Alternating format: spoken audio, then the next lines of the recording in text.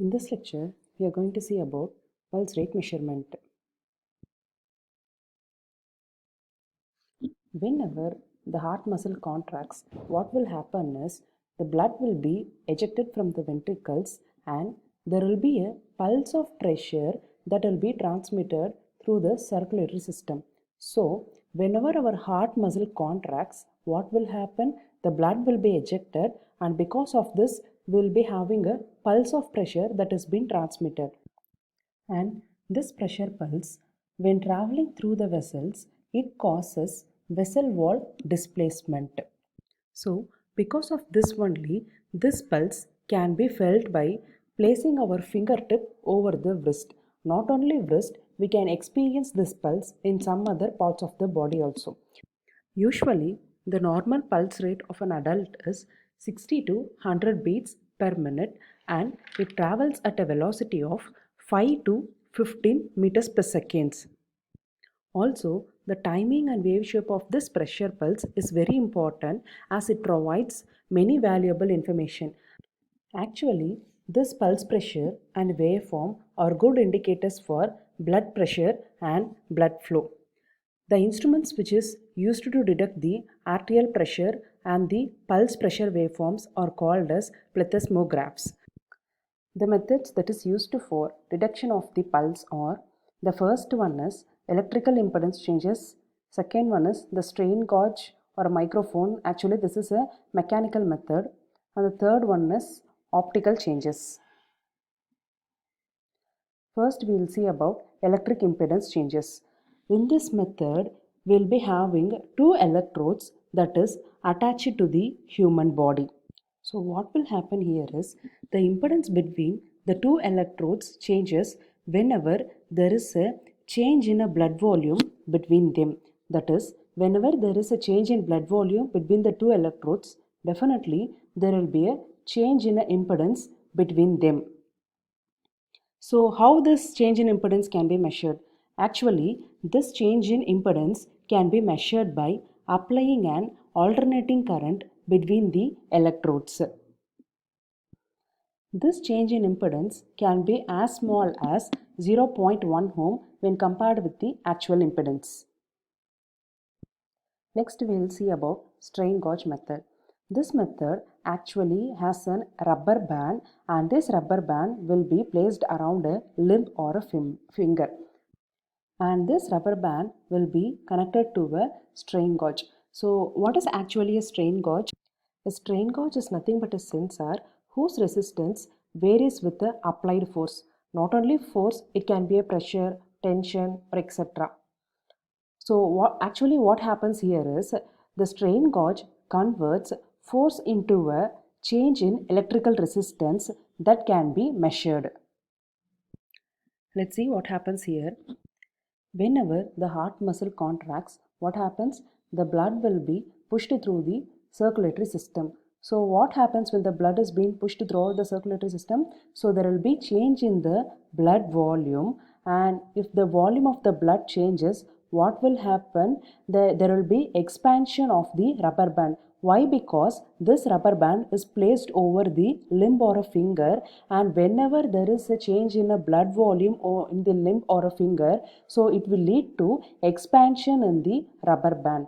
As this rubber band is connected to the strain gauge here, and if the rubber band expands, what will happen? It may lead to change in the resistance of the strain gauge. Also, in this method, a sensitive microphone is placed on the skin surface to pick up the pulsation. Next, we will go to the last method, that is based on optical changes, and this method is also called as photoelectric method. Here we have two common methods. One is a reflectance method and the last one is transmittance method. First, we will see about transmittance method. In this transmittance method, we will be having a light emitting diode and a photoresistor. So this light emitting diode and photoresistors are mounted in a single enclosure. Okay, so they will be mounted in an enclosure, and this enclosure will be placed over the tip of the patient's finger. So this is how it resembles. So you will be having a LED and the photoresistor, right? So it will be placed over the patient's finger. This photoresistor is actually a passive component and its resistance decreases with the increase in incident light intensity. That is, if the intensity of the light falling on the photoresistor is very high, then the resistance of the photoresistor will decrease. So here what will happen is the light from the LED will be transmitted through the fingertip of the subject's finger. Let's see what happens here. So whenever the heart muscle contracts, what will happen? The blood will be pushed, right? So whenever the blood is pushed, the volume of the blood will change, right? Hence, whenever the blood is pushed, the volume of blood in this region will get increased. So whenever the volume of blood gets increased, what will happen? The intensity of the light reaching this photoresistor will definitely will be less, because as the volume of blood is high here, definitely it will limit the penetration of the light. So definitely what will happen if the intensity of the light is less, definitely it will lead to increase in the resistance of the photoresistor. This photoresistor is connected as a part of a voltage divider circuit, and it produces a voltage that varies with the amount of blood in the finger.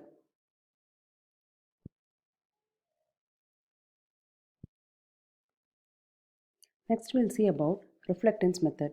As you see in this method, the photoresistor and the lamp, that is the LED lamp, are kept adjacent to each other. Whereas in the transmittance method, the photoresistor and the LED will not be adjacent to each other. Here what will happen is the part of the light emitted from the LED, it will be reflected and scattered by the skins and the tissue, and finally it will reach the photoresistor. So this is the only difference between the reflectance method and the transmittance method. The amount of reflection and the scattering depends upon the saturation of blood in the capillaries. Here also the photoresistor will be connected as a part of the voltage divider circuit, and it produces the voltage that is proportional to the amount of blood in the finger.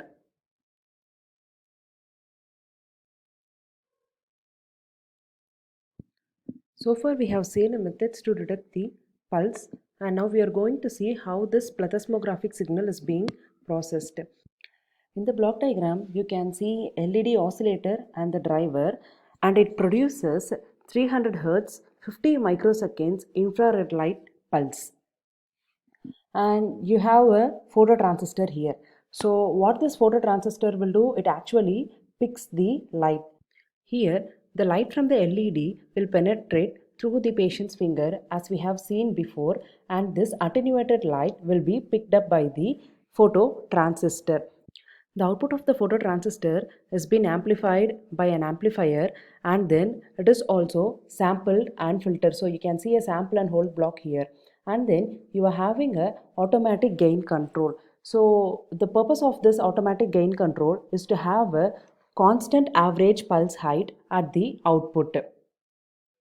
Finally, the AC component with the frequency in the heart range, that is about 0.8 to 5 Hz, is further amplified. So why we are choosing this frequency range? So this is the frequency range of our interest. So this is actually our heart rate range, and this particular frequency range is being further amplified, and we will be getting the plethysmographic signal. And this plethysmographic signal is useful for detecting irregular heart rhythm.